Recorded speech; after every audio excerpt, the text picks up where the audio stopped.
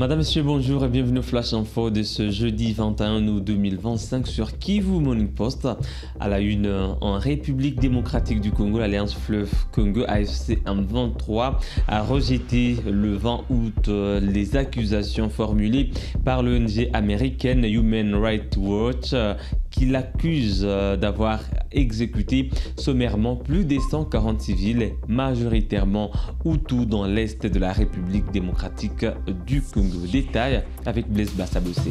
Dans son rapport publié le même jour, Human Rights Watch évoque l'une des pires atrocités commises par le M23 depuis sa résurgence fin 2021. L'organisation affirme que les mouvements politico-militaires soutenus par le Rwanda, selon les rapports, auraient tué des civils avec au moins 14 villages du territoire de Rutshuru à proximité du parc national de Virunga. Plusieurs témoignages de survivants décrivent des exactions collectives et des enterrements forcés, suscitant, selon Human Rights Watch, des graves préoccupations de nettoyage ethnique. Dans un communiqué signé par son porte-parole, Laurence Kanyuka, l'AFC M23 dénonce un rapport diffamatoire, infondé et politiquement motivé. Les mouvements estiment que Human Rights Watch a fondé ses accusations sur des témoignages téléphoniques non vérifiés et des images satellitaires interprétées d'une manière fallacieuse sans enquête de terrain.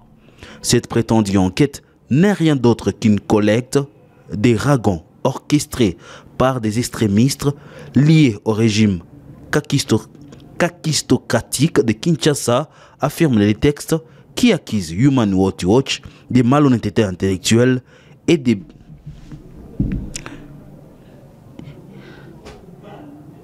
malhonnêteté intellectuelle. L'AFC M23 rapproche à Human Rights Watch d'avoir volontairement ignoré l'implication possible d'autres groupes armés actifs dans la zone, notamment les forces démocratiques et des forces démocratiques de libération du Rwanda FDLR, de milices Nyatura, Pareko et les Wazalendo. Ces forces coalisées du régime de Kinshasa sont pourtant responsables de graves exactions contre les civils documentées par d'autres rapports, y compris par Human Rights Watch lui-même, souligne le mouvement. Selon lui, l'ONG aurait choisi de fermer les yeux sur ces actes pour servir la propagande du régime de Kinshasa et détourner l'attention de ces échecs militaires et crimes contre l'humanité. Ces accusations croisées interviennent alors que la province du Nord Kivu demeure en proie à des violences intenses entre les M23 et les forces armées de la République démocratique du Congo, appuyées par des groupes armés locaux.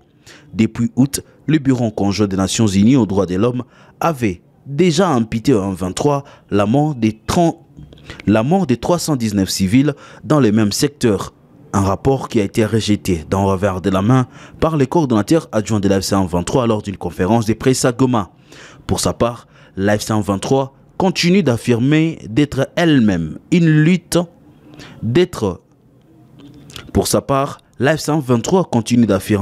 qu'elle mène une lutte légitime de libération et accuse Kinshasa de multiples les violations du cessez-le-feu prévues dans la déclaration des principes de Doha. Et à Goma, le canot rapide de Lac Kivu Express a sombré dans la nuit du 19 au 20 août 2025 après avoir heurté l'épave du bateau Mikeno au port public de Goma. L'Alliance Fleuve Congo AFC M23 a lancé une opération de renflouement pour sécuriser le port et le lac. Un incident spectaculaire s'est produit dans la nuit du 19 au 20 août 2025 au port de Goma. Le canot rapide Lac Kivu Express a sombré dans les eaux du lac Kivu. Heureusement, aucun passager ne s'est trouvé à bord au moment du naufrage. Selon le premier témoignage, le drame aurait été provoqué par l'épave du bateau Mikeno, chaviré il y a plus de 4 ans et abandonné depuis dans les eaux du lac.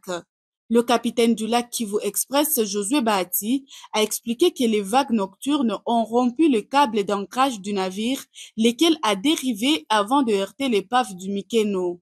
Le choc a inventé la coque, laissant l'eau s'engouffrer jusqu'au naufrage progressif du bateau. Zaruba ya usiku njo ilikata makamba za bato na mupepeo ikabeba kwa hii bato yanakuwa nazama hapa hii Mikeno yenazama jua pako bato mbili zinazamia yako ikabana kuchuma ya ile bato ya kuzama maile zaruba hakuna gisi bangeweza fanya manevre kusudi bato erudie kuke jua walikuwa bashabana njo chuma ilitobola linjanja bato kule chini njo mai ikaingia na njo bato kaanza shuka mai hakuna ingine pane bato ilikuwa iko statione kuke ilikuwa normale na walikuwa bashatia mondani vitu ilikuwa na programa kutoka mwai asubuhi bila ya bato hayo hakuna mtu mwenye alipata ajali bato wote wako salama equipage yote iko bien mizigo tunjo ingali mule chini anatanda kisi tutaona kama itapanda kusudi batoshe ile mizigo nyingine iko mule ndani ombi letu kubakuwa ni kutusaidia batoshe hizi bato zeziko mai juu haiko njoo ya kwanza hii nazama ina njoo ya tatu hii deja mikeno za miaka hapa na karibu hii yetu njoo na kwa ya tatu. Face à cet accident, les autorités de l'Alliance Fleuve Congo AFC M23 ont immédiatement réagi. 2 grues ont été déployées dès l'aube pour tenter de repêcher non seulement le lac Kivu Express, mais aussi les Mikeno et d'autres navires coulés depuis plusieurs années. Cette opération de récupération d'épaves, une première dans l'histoire récente du Kivu, marque un tournant. De nombreux habitants et observateurs présents sur place ont salué l'initiative. Ces derniers font savoir que ces épaves étaient une menace permanente pour les usagers du lac. Pour eux, voir enfin des autorités agir concrètement est une lueur d'espoir.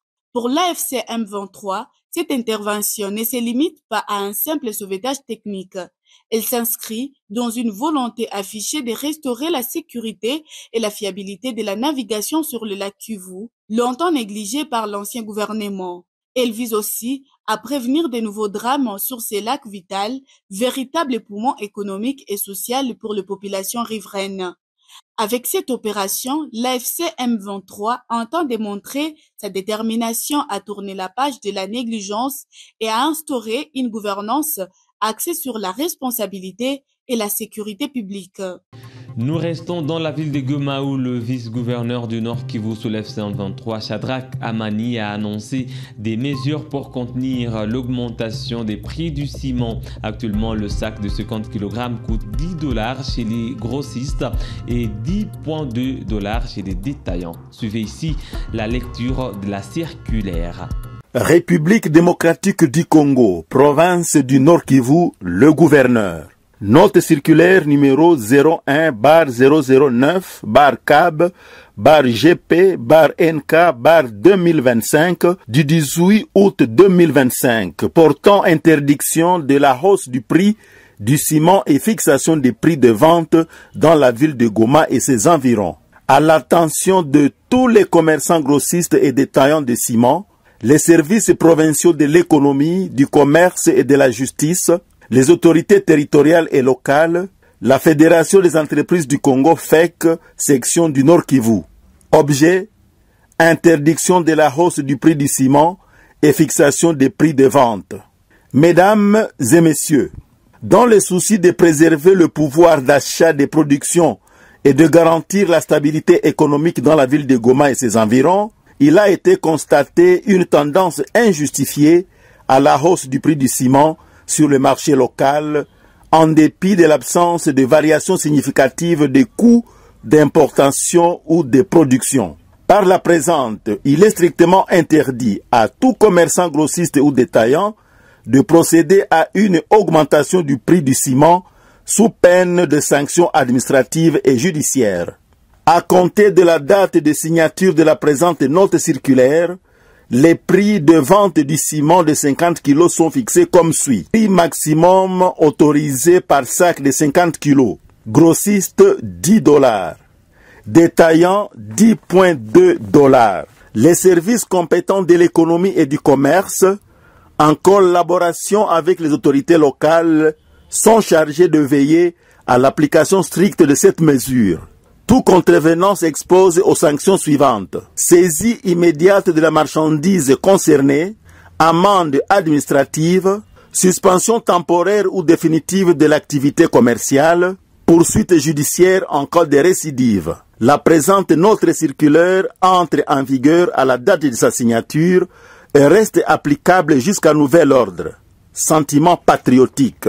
Fait à Goma le 18 août 2025, Amani Bahati Shadrach, vice-gouverneur chargé des questions économiques, financières et de développement.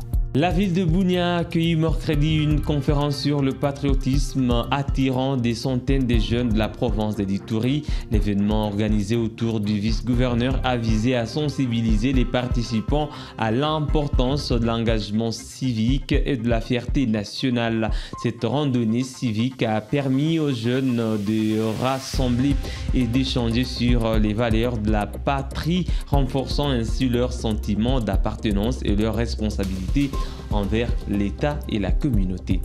C'est mercredi 20 août 2025, une centaine de jeunes se sont réunis à Bunia autour d'une conférence initiée par les parlements de jeunes de la province. À travers cette conférence et débat, c'est de dire non au communautarisme, non à l'adhésion au groupe rebelle, non à l'espionnage, oui à la désolidarisation et dénonciation des tout mouvements citoyens, oui au soutien aux institutions de la République, oui à la paix, cohésion, cohabitation pacifique, oui au pardon et solidarité.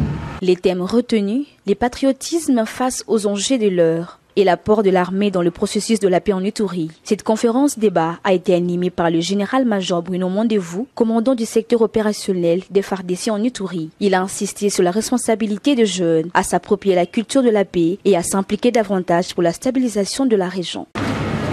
Le patriotisme, c'est l'expression de la conscience nationale. C'est-à-dire le patriotisme, vous réunissez ensemble, mais proclamer là, vous divisez, c'est ce qui vous crée la guerre. Président de ces assises, le vice-gouverneur de l'Ituri se réjouit de voir la jeunesse initiée à ses valeurs citoyennes et patriotiques. L'armée congolaise, les FARDC, ne sont pas des spectateurs, elles sont en première ligne.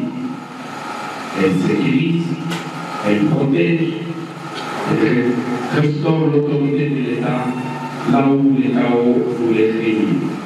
Et aujourd'hui, elle tend la main à la jeunesse, non pas pour l'enrôler, mais pour l'écouter. Non pas pour la contrôler, mais pour la comprendre. Au-delà des opérations militaires menées sur terrain dans le cadre de l'état des sièges, le gouvernement provincial mise également sur la sensibilisation et la conscientisation de la jeunesse. L'objectif est clair, transformer le jeune en véritable acteur de la paix, capable de s'engager pour le développement durable de l'Ituri. Madame, Messieurs, c'est tout pour ce flash info sur Kivu Morning Post. Merci à vous de l'avoir suivi du début à la fin. On se fixe un nouveau rendez-vous d'actualité. À très bientôt.